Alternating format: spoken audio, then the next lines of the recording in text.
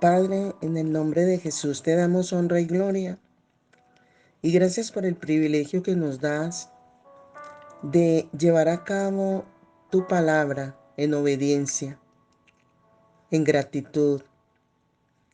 En este momento, Dios mío, ante todo necesitamos tu presencia más que la vida.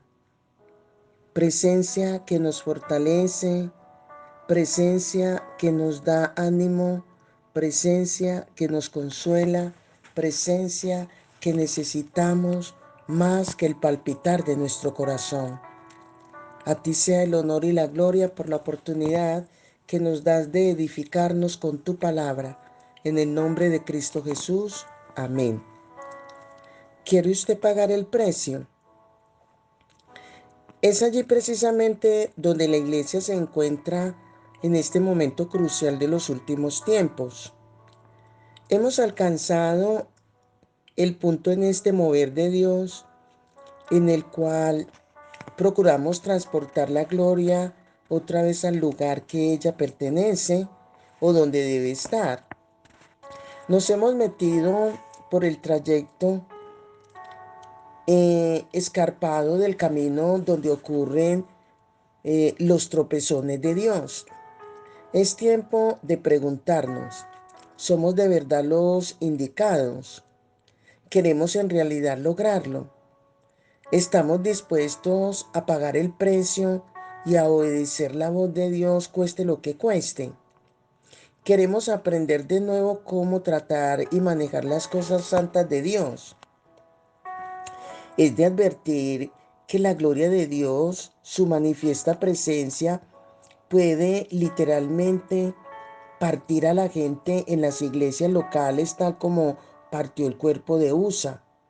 Un pastor piadoso debería insinuar a su congregación con amabilidad y diplomacia y decirles, si ustedes no son serios en esto de buscar el rostro del Señor, entonces deberían buscar otro lugar. Si no se sienten cómodos al esperar la presencia de Dios y experimentar la grandiosidad de su gloria, si están incómodos con las extrañas y poco usuales manifestaciones que a veces acompañan su llegada, entonces deberían buscar un lugar con menos hambre y quedarse allí. Por mucho tiempo vivimos una iglesia a nuestra manera y ya es suficiente. Si ustedes quieren que la iglesia actúe de la misma manera que Saúl actuó el día de ayer, si se sienten satisfechos con guardar a Dios en su cajón familiar, bien atado y asegurado en sus propios programas y procedimientos humanos, mejor váyanse para otro lugar. Debo advertirles que el tropiezo en el camino nos dice que ya no actuaremos de la misma manera. Estas son las expresiones que un pastor temeroso y celoso con la presencia de Dios debería de decirle a su congregación. Porque hay mucho facilismo, hay mucho conformismo y nada de interés en anhelar la presencia de Dios. Es cuando se tropieza en el escarpado suelo de la ignorancia que se da por entendido de que con Dios o sin Dios todo es igual para muchos. Esto ya no va a funcionar más de esta manera. Ya no es la forma correcta. Hasta que se dé ese tropezón, tal vez se sentirá muy satisfecho y cómodo con un poquito de danza, algunas arpas pequeñas que no hagan demasiado ruido, unas pocas personas que cantan, danzan y realizan otras actividades conservadoras de vez en cuando. Pero una vez que decide traer de nuevo la gloria de Dios a su lugar apropiado, está destinado ¿a qué? A dar un santo tropezón cuando la gloria del Señor aparezca y traiga muerte a la carne en presencia de todos. El verdadero arrepentimiento que conlleva a la muerte de lo carnal lo produce temor o produce temor es demasiado para ser contemplado por algunas personas. Nadie sabe cómo manejaron el arca los israelitas cuando lo subieron por primera vez a la carretera o a la carreta nueva en la casa de Abinadab. Pero lo que sí sabemos es que la trataron diferente después de la muerte de Usa. De algo estamos seguros. Nadie volvió a tocarla. Guardaban ahora un nuevo respeto por la gloria de Dios que perduraría por toda su vida. Tal vez dijeron, buena suerte, Obed. Quizá tú ya sabes que sepultaremos a un hombre hoy porque tocó esa cosa cuando dio un tropezón en el camino. Es mejor que tengas cuidado, Obededón. David se decía a sí mismo, yo no sé si realmente quiero tener el arca de Jerusalén. En Jerusalén podrá matarnos. Lo extraño fue que durante los próximos 3 meses recibió consecutivos informes de las bendiciones que Dios derramaba sobre la casa de Obededón y sobre todo lo que tenía. Según lo cuenta la Biblia, la casa de Obededón fue tan bendecida que todo lo que tocaba era bendecido también, lo cual parece que incluía sus posesiones, todos los miembros de su familia y aún a sus parientes lejanos y a los animales de su finca le iba mejor. El dinero fluía por todos lados y eran prosperados. Cuando David quiso confirmarlo con Obededón, le contestó, sí, es cierto. Bueno, dice David, ¿y qué es lo que has hecho? Nos hemos cuidado de no tocar esa cosa. No les permito a los chicos que se le acerquen. Pero desde que ustedes descargaron esa caja en el vestíbulo de mi casa, es como si de ella emanaran riquezas, poder y autoridad. Cuando camino por la ciudad, me ocurren muchas cosas inesperadas. Deprisa, David reconsideró su posición oficial en relación con el arca. De pronto fue claro para él lo que la presencia y la gloria de Dios podrían significar para una nación si habían traído tanta bendición aún a la familia de un humilde campesino. Fue entonces cuando dijo, debo regresar el arca al lugar que pertenece. La llevaré de nuevo a Jerusalén. Cuando David puso el arca sobre el carro nuevo por primera vez, tenía a todo Israel a su alrededor, pensando quizá, qué bien, Dios estará muy complacido de la forma en que actuamos. Mire, toda esa gente reunida alrededor del arca con instrumentos y danzas. Como nadie se molestó en consultar la opinión del Señor al respecto, él tuvo que apagarles la fiesta. No más, ni un paso más. Se acabó la fiesta. Ustedes han tropezado con el estorbo divino en el terreno carnal y aquí es donde la carne no puede más. Hasta aquí llegaron con los eh, métodos propios. Si en realidad quieren que mi presencia esté donde debe estar, entonces de aquí en adelante hagan las cosas a mi manera, dice el Señor. La segunda vez, David acertó y se dispuso, a diferencia de la primera, él estudió en la palabra la historia de cómo Dios se movió en el pasado, cómo se trasladaba el arca del pacto de un lugar a otro en los días de Moisés. Recubrió el verdadero propósito y la función de los levitas y del sacerdocio de Aarón.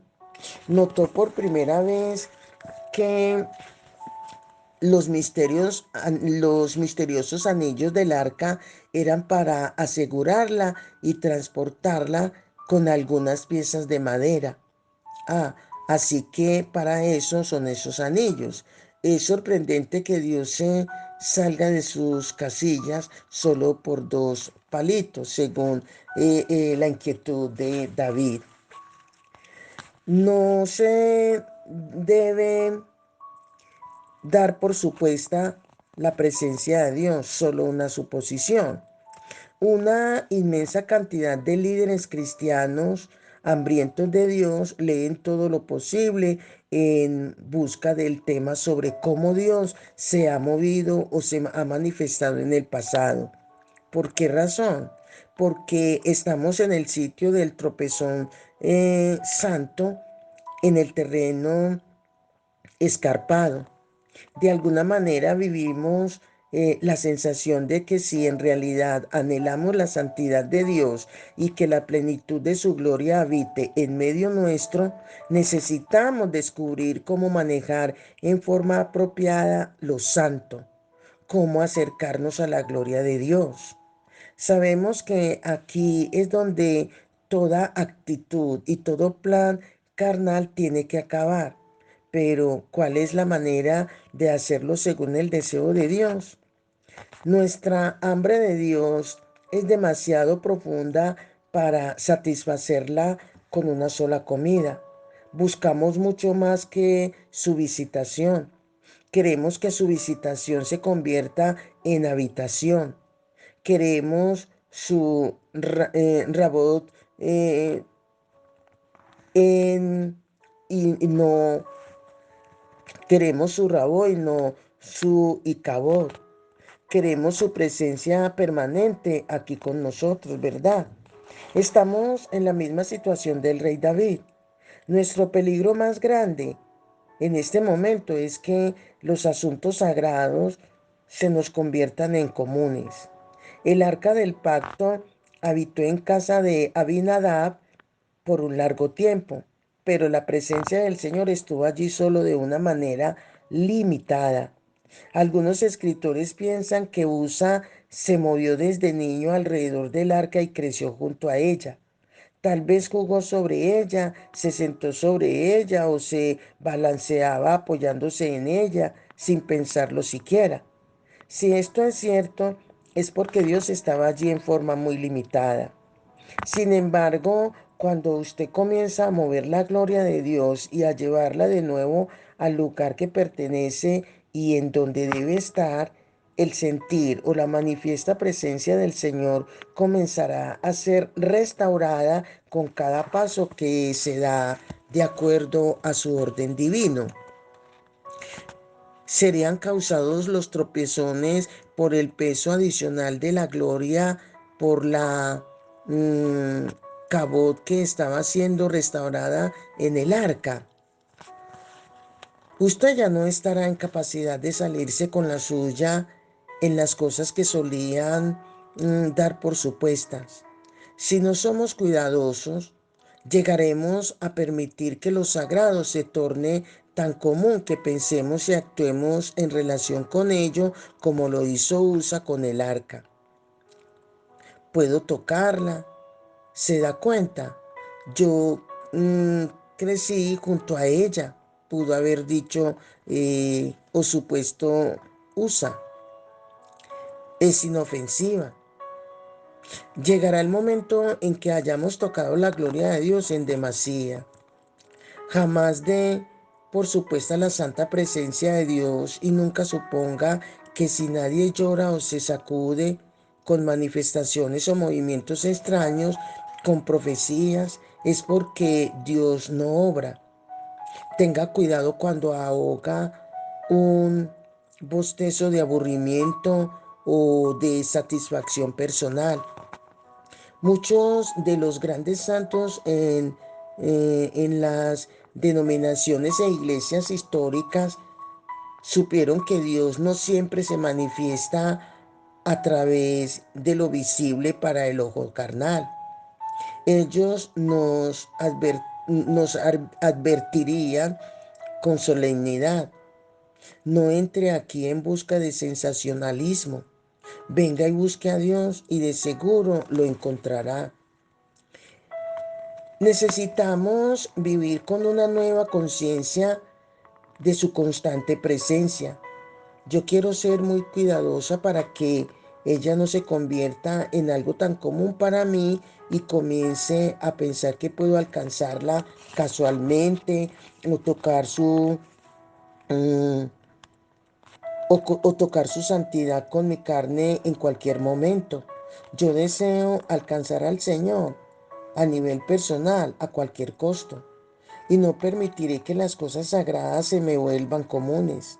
Si usted está comprometido a participar en la visitación y en la permanente mm, habitación de Dios con nosotros, como creyentes, como iglesia, entonces haga conmigo la siguiente oración, que pueda usted unirse y unirnos en un solo espíritu y en una sola fe y súplica y decirle: Señor Dios, estoy aquí para encontrarme contigo y quiero aprender a tratar los asuntos santos de tu presencia. Ten misericordia de mí, Señor Jesús. Una de las primeras cosas que Dios hace cuando enciende el poder en su iglesia es renovar el respeto por ese poder. Cualquier electricista o cualquier experto eh, en cuestiones eléctricas le dará que, le dirá que antes de extender líneas conductoras de electricidad en una casa, primero tiene que desconectar la energía. ¿Por qué? La mayoría admitirá que han tocado la energía antes. ¿Qué ganaron mediante la experiencia? Adquirieron un profundo respeto personal por el poder de la electricidad y sus efectos en un cuerpo sin protección. Antes de que el Señor manifieste su poder en la tierra, en su misericordia, Él restaura primero que nuestro respeto y reverencia por su gloria y por aquello que es santo. Nosotros necesitamos recuperar un respeto personal profundo por el poder de la gloria de Dios sobre personas no arrepentidas. Y no es que no podamos acercarnos a ella, utilizarla o habitar en ella. Pero de la misma manera en que un electricista está capacitado para trabajar con seguridad, con crepitantes líneas conductoras de 220 voltios de electricidad, una vez que aprende a respetar su poder, David y los israelitas, por ejemplo, aprendieron cómo honrar y cómo manejar o administrar la gloria de Dios manifiesta en el arca del pacto.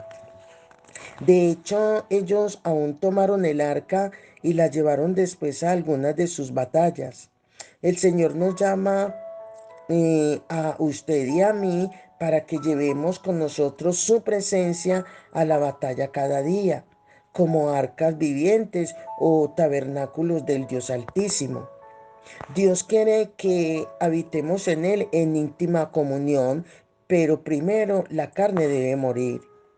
La unción y el poder de la presencia de Dios vendrá sobre nosotros de una manera tan fuerte que su presencia irá literalmente delante de nosotros en las oficinas, las fábricas, las prisiones y los centros comerciales, por cuanto este gran avivamiento estará basado en su gloria y en su presencia y no en las obras humanas. No se podrá contener dentro de las cuatro paredes de las iglesias. La gloria de Dios debe fluir afuera, en el mundo. Hay otro punto que se debe notar en el segundo intento de David para mudar la gloria de Dios a su lugar apropiado en Jerusalén. Cuando él llamó a los levitas y a los descendientes de Aarón a las tareas sacerdotales como mayordomos del arca, antes les hizo una solemne advertencia que es aplicable a cada sacerdote en el reino de Dios en el día de hoy. En Primera de Crónicas 15 del 12 al 13 dice: y les dijo a quien, a los sacerdotes y levitas: vosotros que sois los principales padres de las familias de los levitas, santificaos vosotros y vuestros hermanos, y pasad el arca de Jehová Dios de Israel al lugar que le he preparado. Pues por no haberlo hecho así vosotros la primera vez, Jehová, dice, em, Jehová nuestro Dios nos quebrantó, por cuanto no le buscamos según su ordenanza. La palabra hebrea traducida como santificar es gadach y significa separar o hacer santo. En otras palabras, tenemos que llegar a ser santos como Él es. ¿Sabe usted cómo enfatizó David a aquellos hombres la importancia de la santificación? Yo pienso que les dijo, yo quiero mostrarles la tumba de un individuo que no estaba santificado. Ustedes están a punto de transportar el arca del pacto que este hombre transportó, así que es mejor que realicen una ceremonia de purificación ahora mismo. Es mejor que limpien sus vidas. Yo sé que el primer hombre encargado de meter una vara por los anillos del arca se consideró a sí mismo como muerto. Solo los muertos vivientes pueden ser depositarios de la santidad de Dios. Porque es aquí de considerar que es muy valiosa la presencia de Dios y muy importante, porque es que la presencia de Dios, de la presencia de Dios emana el poder que necesitamos para batallar contra toda obra de las tinieblas. Esta manifestación de Dios que se presenta en toda la tierra, a menudo ha sido marcada sobre debe y debió haber sido marcada noche tras noche, día tras día, por la purificación en arrepentimiento. Si le permitimos al Señor que nos lleve a través del proceso completo de contrición y quebrantamiento, sin estorbar o apagar su Espíritu Santo, entonces cuando la cabot, la densa presencia del Señor, viene a habitar entre nosotros y sobre nosotros, estaremos en qué? En capacidad de llevarla sin temor, porque caminaremos en la pureza de Jesús y nuestra carne estará muerta, cubierta por la sangre del Cordero. Es de ahí la importancia de entender el valor y el anhelo que debemos de tener por buscar día tras día la presencia de Dios. Y es de entender que esta presencia debe ser permanente en el creyente, en ti y en mí. El poder es por momentos, porque de la presencia de Dios viene el poder para poder hacer la obra de cumplimiento al mensaje de salvación para el perdido.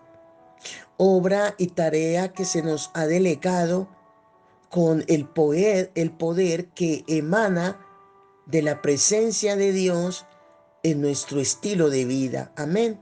Bendiciones, bendiciones.